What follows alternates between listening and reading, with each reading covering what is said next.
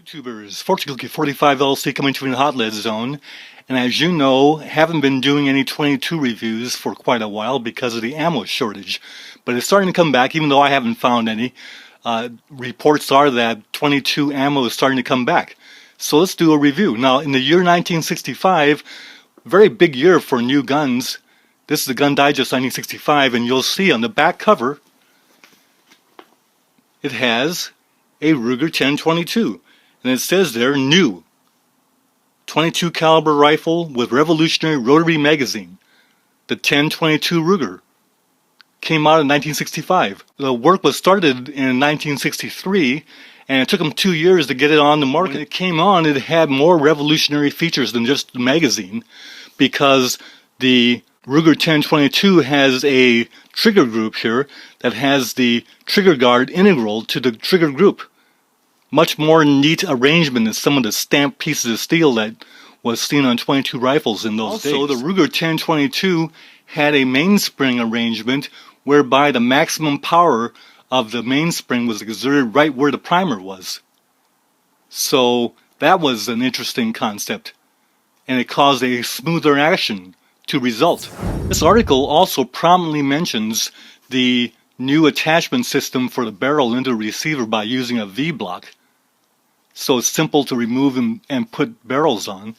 And I don't think Bill Ruger even realized fully the magnitude of the aftermarket systems and parts that would come for this rifle, because you have magazines, you have trigger groups, you have barrels, and you have stocks, all modular, easily switched, and this became the most popular rifle, 22 caliber, in America to this day. What was really interesting was back in those days, the Ruger 1022 rotary magazine was patterned after the Mannlicher Schoenauer type of rotary magazine, and it was revolutionary to 22 rifles.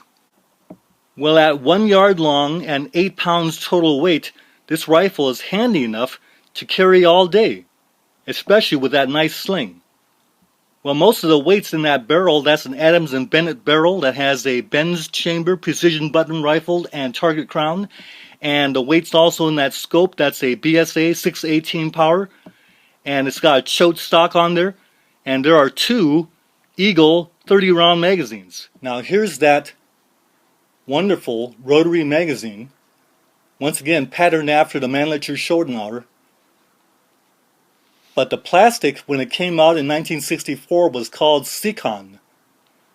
But nowadays call it polymer. Has metal feed lips, as Ruger has carried on to their high-capacity magazines. And if you can get those, get them now. The Ruger excellent high-capacity magazines. But these basic 10-rounders are pretty nice magazines.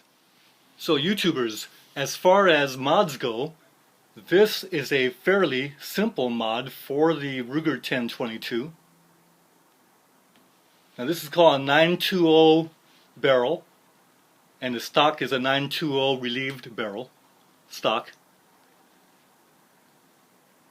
But this rifle will shoot 1-inch groups at 50 yards all day, even with cheap ammo, and with good ammo it'll start to shoot less than 1 inch, like say around 3/4 inch.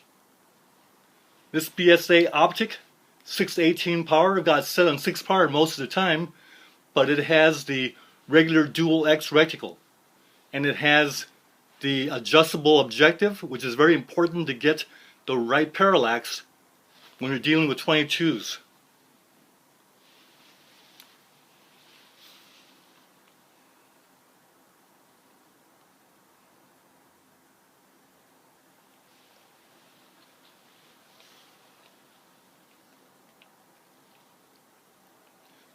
But even without modification, the basic 1022 is a very fine rifle.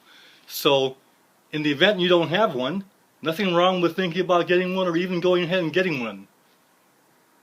Bye for now.